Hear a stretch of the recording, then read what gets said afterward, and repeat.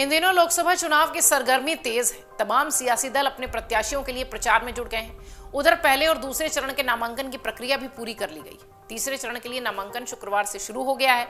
इस बीच कई चर्चित चेहरों ने भी अपना नामांकन कर दिया। बिहार की पूर्णिया सीट भी चर्चा में रही। यहां से पूर्व सांसद पप्पू यादव निर्दलीय चुनावी मैदान में है। पप्पू यादव के चुनावी हलफनामे में कई दिलचस्प जानकारियां सामने आई है। पप्पू यादव से ज्यादा संपत्ति उनकी पत्नी रंजीता रंजन के पास है। ऐसे में आइए जरा जानते हैं कि पप्पू यादव ने अपने शपथ पत्र में क्या कुछ कहा है, क्योंकि पप्पू यादव पूर्णिया सीट को लेकर इतनी सुर्खियों में है, इतनी चर्चा में है कि दिल्ली में भी उनकी खूब चर्चा हो रही है। दिल्ली की सियासत में उनकी खूब चर्चा हो रही है। 56 साल के पप्पू यादव ने अपने शपथ पत्र में कुल 12.08 करोड़ रुपए की संपत्ति बताई है। 2019 में पप्पू यादव की 11.95 करोड़ रुपए की संपत्ति थी। 2014 में 8.12 करोड़ रुपए। बीते 10 सालों में उनकी संपत्ति तकरीबन 4 करोड़ रुपए के साथ बढ़ी हुई दिखाई पड़ी है।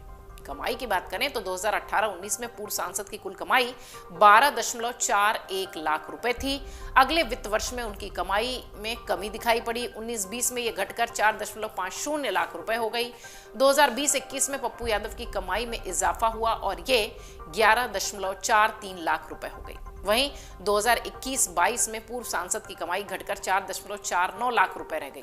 22-23 में यह बढ़कर 4.69 लाख रुपए हुई। पप्पू यादव की पत्नी रंजीता रंजन की बात करें तो 2018-19 में इनकी कमाई 6.75 लाख, लगभग 6.75 लाख रुपए थी।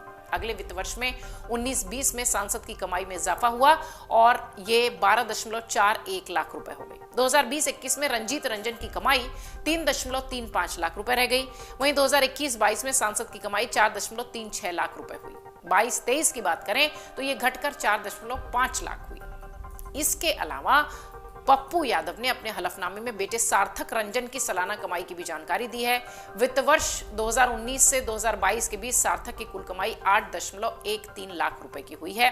अपने शपथ पत्र में पप्पू यादव ने बताया कि इस समय उनके पास 3.16 लाख रुपए नकदी हैं। उनकी सांसद पत्नी के पास 2.77 लाख रुपए नकदी हैं। पप्पू यादव के बैंक में 15.11 लाख रुपए हैं। वहीं रंजीत के बैंक अकाउंट में 59.58 लाख रुपए हैं। पप्पू यादव के बेटे सार्थक के नाम 15.53 लाख रुपए जमा है। पप्पू यादव के नाम 7.91 लाख रुपए की और उनकी पत्नी के पास भी लगभग इसी के आसपास की पॉलिसी है। हिंदू अविभक्त कुटुंब की 2.74 लाख रुपए की बीमा पॉलिसी है।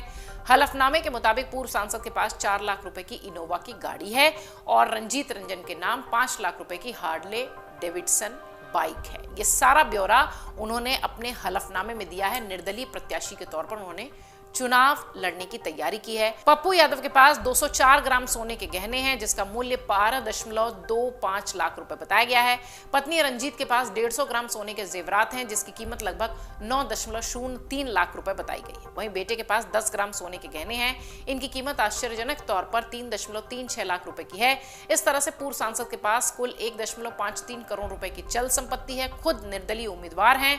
पप्पू यादव के नाम पर 42.44 लाख रुपए हैं और पत्नी रंजीत रंजन के नाम 89.76 लाख रुपए चल संपत्ति के रूप में।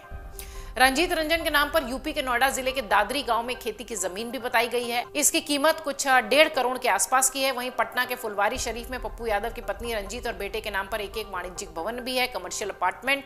पप्पू के नाम पर 4,550 वर्ग फुट में बना वाणिज्यिक भवन है, जिसकी मौजूदा कीमत लगभग 1.34 करोड़ रुपए की है।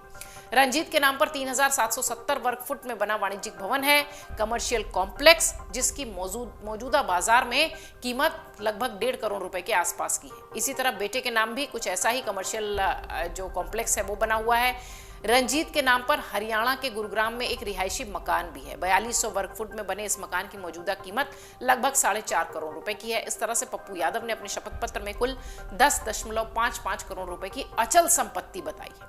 इसमें से खुद पप्पू यादव के नाम 1.35 करोड़ रुपए, पत्नी के नाम 7.45 करोड़ रुपए और बेटे के नाम 1.75 करोड़ रुपए की चल संपत्ति है। पप्पू यादव और उनके परिवार की चल और अचल संपत्ति अगर मिला दी जाए तो उसकी कीमत 12.08 करोड़ रुपए की है। पप्पू यादव ने पूर्व सांसद के रूप में मिलने वाली पेंशन को अपनी आमदनी का जरिया बताया है।